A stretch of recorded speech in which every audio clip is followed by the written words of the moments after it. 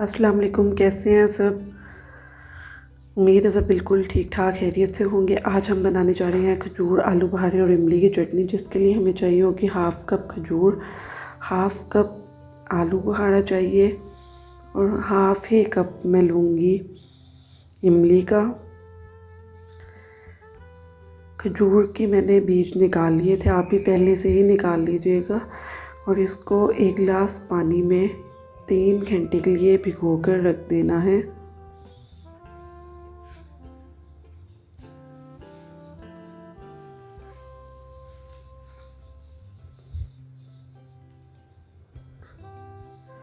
यहाँ हमारे 3 घंटे हो चुके हैं। ये देखें, अच्छे से हमारा आलू बुखारा 3 घंटे में फूल गया है और खजूर बहुत ज़्यादा सॉफ्ट हो गई है। ये देखें, तो अब हम इसके ना बीज निकाल लेंगे, आलू बुखारे के भी और इमली के भी। खजूर के हमने पहले ही निकाल लिए थे, या मैंने बीज निकाल लिए हैं। अब मैं इसको जूसर ग्राइंडर में डालूँगी और इसको अच्छे से ब्लेंड कर लूँगी। इसमें कोई हमने छानना नहीं है, कोई चटनी को छानना नहीं है। ये बहुत ही इजी रेसिपी है। ये मैं इसको यहाँ ग्राइंड कर रही हूँ। इसको अच्छे से ग्राइंड करके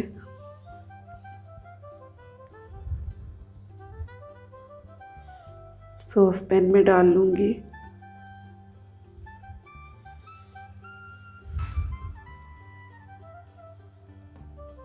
इसमें मैंने नमक शामिल किया है, हाफ़ टी स्पून लिया है, आप अपने टेस्ट के अकॉर्डिंग डालिएगा।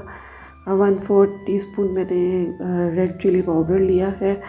ज़ीरा लिया है मैंने half tea spoon.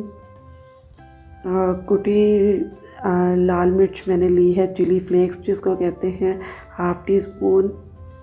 Chaat masala लिया है हाफ़ टी स्पून।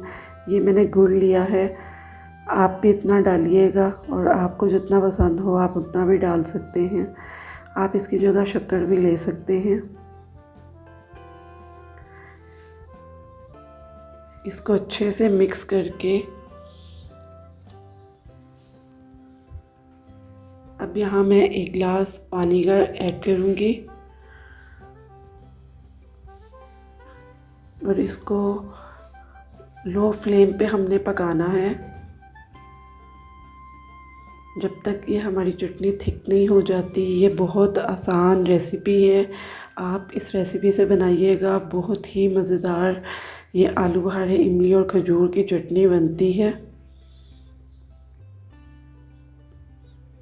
ये देखें, थिक होना स्टार्ट हो गई है।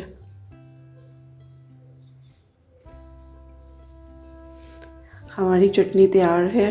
अब मैं इसको बोल में डाल लूँगी और इसको ठंडा करके सर्व करूँगी। आप भी ऐसे ही बनाइएगा, इंशाल्लाह बहुत अच्छी बनेगी। अपना ख्याल रखें। अल्लाह हाफ़िज़।